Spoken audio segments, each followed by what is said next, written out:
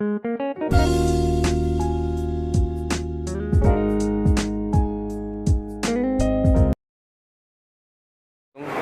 हम मैथमेटिक्स के क्लास 9 का chapter number 1 matrices and determinant का आगाज़ करने जा रहे हैं। मैट्रिसेस और डिटर्मिनेंट में सबसे पहले हम बात करेंगे मैट्रिक्स की। मैट्रिक्स क्या होता है? बेसिकली मैट्रिक्स जो होता है वो collection of well defined object होता है। तो जनरली आपके पास मैंने कुछ दो मैट्रिक्स लिखे हैं। एक मैट्रिक्स आपको न्यूमरल वैल्यू से रिप्रेजेंट हो रहा है, एक मैट्रिक्स में अल्फ़ाबेट हो सकते हैं। अब मैट्रिक्स के अंदर आप न्यूमरल यानी 1 2 3 को भी लिख सकते हैं एक ब्रैकेट में, और इसी तरह अल्फ़ाबेट को भी लिखा जा सकता है। ठीक है, तो ये एक जनरल एग्जांपल है कि बहुत सारी चीज़ों का कलेक्शन जो है वो एक मैट्रिक्स में लिखा जा सकता है, उसे मैट्रिक्स कहते हैं। अब अगला जो हमारा टॉपिक है उसका मतलब है जी ऑर्डर ऑफ अ मैट्रिक्स। किसी भी मैट्रिक्स का ऑर्डर लेने से क्या मुराद है? जनरली मैंने आपके पास सामने एक मैट्रिक्स लिखा है कि एक मैट्रिक्स के अंदर रो और कॉलम, ऑर्डर का मतलब होता है उर्दू में मर्तबा, ऑर्डर को जो हम मर्तबा कहते हैं। अब इससे क्या मुराद है? इससे मुराद ये है कि किसी भी मैट्रिक्स में रोज़ एंड कॉलम्स की तादाद, क्वांटिटी। ठीक है, अब मिसाल के तौर पर आपके पास मैंने एक मैट्रिक्स लिखा है। किसी भी मैट्रिक्स में जो हॉरिजॉन्टल लाइन होती हैं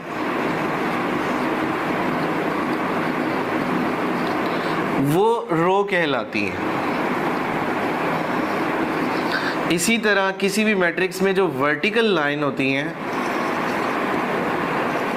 वो कॉलम कहलाती हैं। तो किसी भी मैट्रिक्स का ऑर्डर फाइंड करने से मुराद उसकी कॉलमों की तादाद और उसकी कितारों की तादाद को आइडेंटिफाई करना है। तो अब ये जो आपके पास एक मैट्रिक्स लिखा है उसका ऑर्डर निकालने के लिए कोई भी मैट्रिक्स जो आपके पास गिवन हो ए बी सी या डी की शक्ल में, सबसे पहले आप उसका ऑर्डर निकालेंगे। तो आप लिखेंगे order of A will be equal to, जितनी उसके अंदर रोज होंगी वो मेंशन कर दी जाएंगी और जितने उसके अंदर कॉलम होंगे वो मेंशन कर दी। अब जनरली जो हमने ये एक एग्जांपल के तौर पर एक मैट्रिक्स लिखा है, इसके अंदर हॉरिजॉन्टल लाइन 2 है, यानी इसके अंदर रो की तादाद 2 है, और वर्टिकल लाइंस भी 2 है, तो इसका मतलब इसके अंदर कॉलम की तादाद भी 2 है। तो इसका ऑर्डर बनेगा 2/2। इसी तरह मिसाल के तौर पर एक मैट्रिक्स और लिखता हूँ मैं यहाँ पे।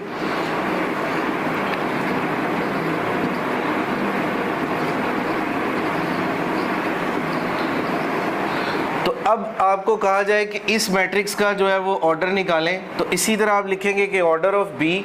तो इस आप देख रहे हैं कि इसमें 3 हॉरिजॉन्टल लाइन है, इसका मतलब इसके अंदर 3 रोज है। ठीक है, और इसी तरह इसके अंदर वर्टिकल लाइंस भी 3 है, इसका मतलब इसके अंदर 3 कॉलम है। तो ये इसका ऑर्डर बनेगा 3/3। सो हमने अभी तक ये समझा है कि ऑर्डर क्या होता है। ऑर्डर से मुराद ये है कि किसी भी मैट्रिक्स की रोज़ की क्वांटिटी और कॉलम की क्वांटिटी को में जो पहले हमने कॉन्सेप्ट समझा वो रोज़ एंड कॉलम का था, कि ऑर्डर का था। अब उसके बाद जो है वो हम बात करने जा रहे हैं इक्वल मैट्रिक्स। अब इक्वल मैट्रिक्स के लिए हमारे पास 2 कॉन्सेप्ट इस्तेमाल होते हैं कि एक तो उनका ऑर्डर सेम होना चाहिए। मिसाल के तौर पर अगर किसी का ऑर्डर 2/2 निकलता है, यानी 2 रोज एंड 2 कॉलम, तो वो दोनों मैट्रिक्स आपस में इक्वल हो सकते हैं।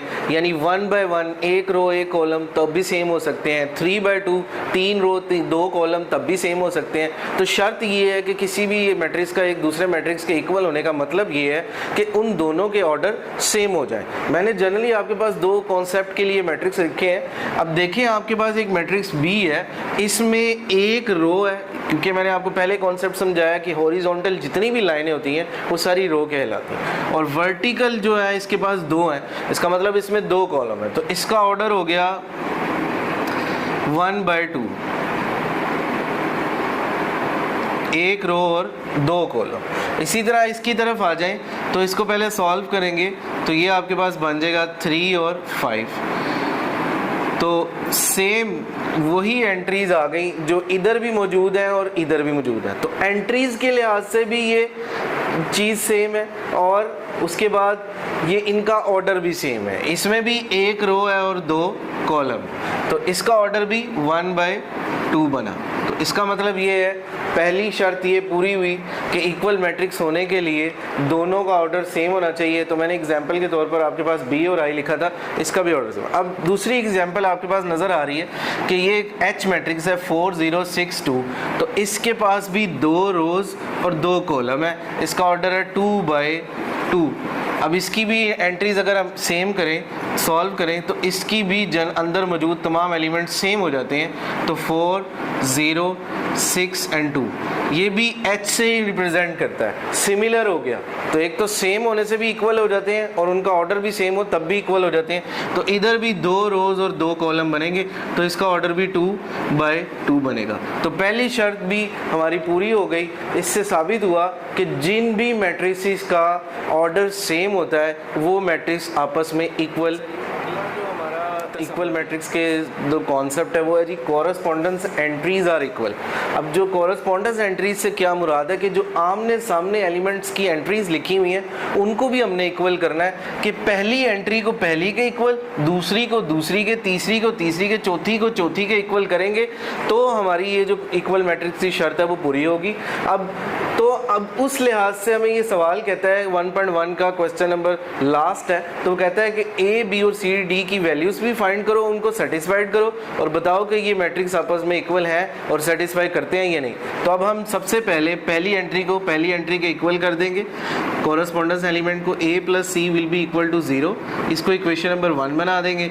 फिर इसी तरह a plus 2b will be equal to -7, इसको इक्वेशन नंबर 2 बना देंगे।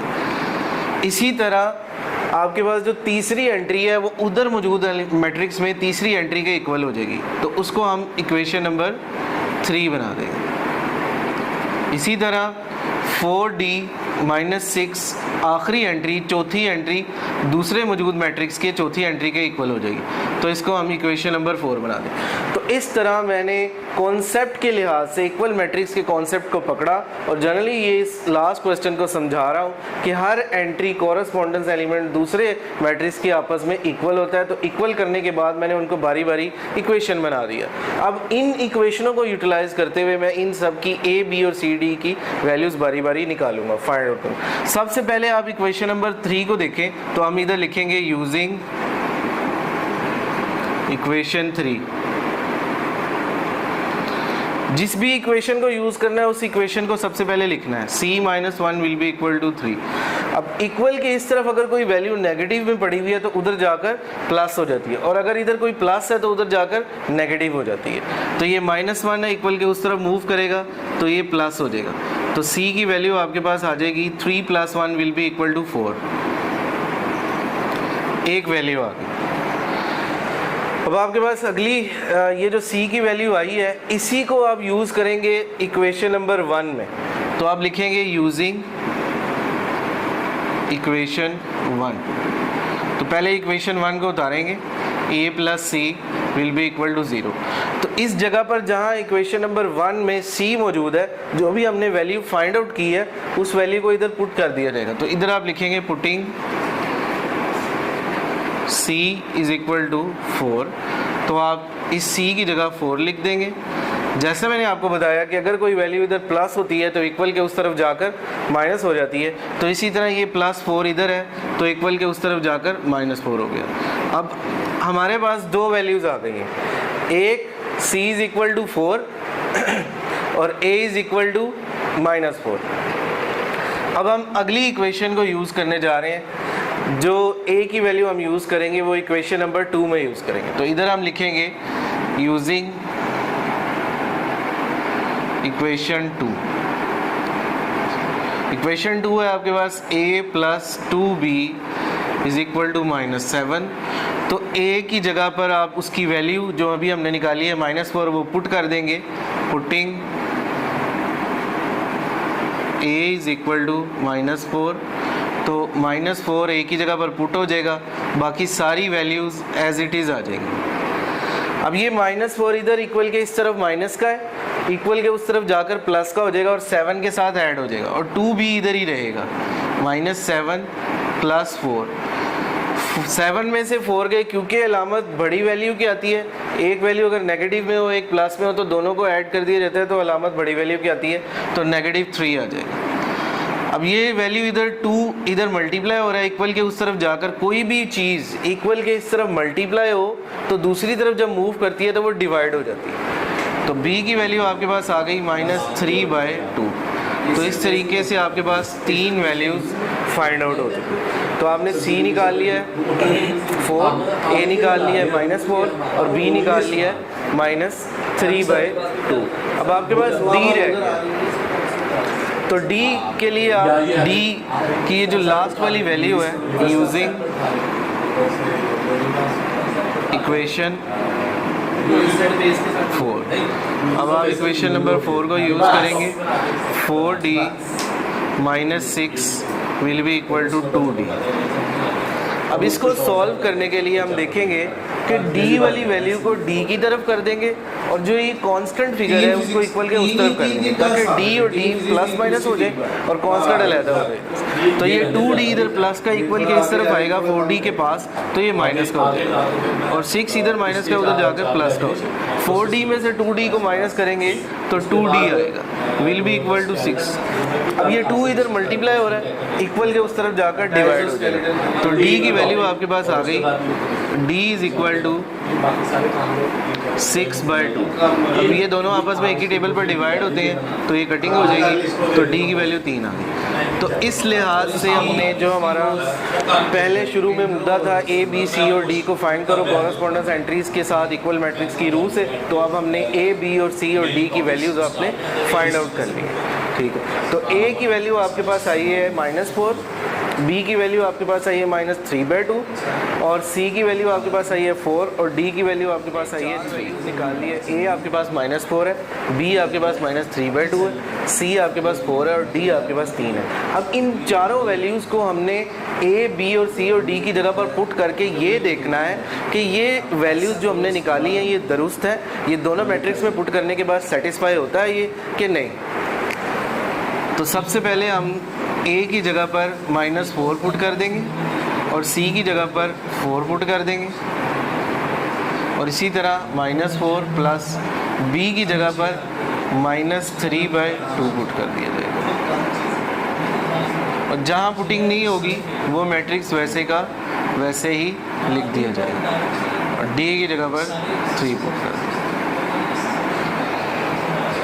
अब इसी तरह c की जगह पर आप 4 पुट कर देंगे -1 और इसी तरह d की जगह पर 3 पुट कर देंगे और -3। अब ये हमने a, b और c और d की जगह पर जहाँ जहाँ अल्फ़ाबेट्स मौजूद थे जिन वैल्यूज़ को हमने फाइंड आउट किया बारी बारी जिन जगहों पर ये वैल्यू पुट हो सकती थी हमने पुट कर दी। हम ऐसा इसलिए कर रहे हैं ताकि कॉरस्पॉन्डेंस एंट्रीज भी सेम हो जाए और जस्टिफाई कर सके कि ये जो वैल्यूज़ हमने निकाली है ये करेक्ट है या नहीं है।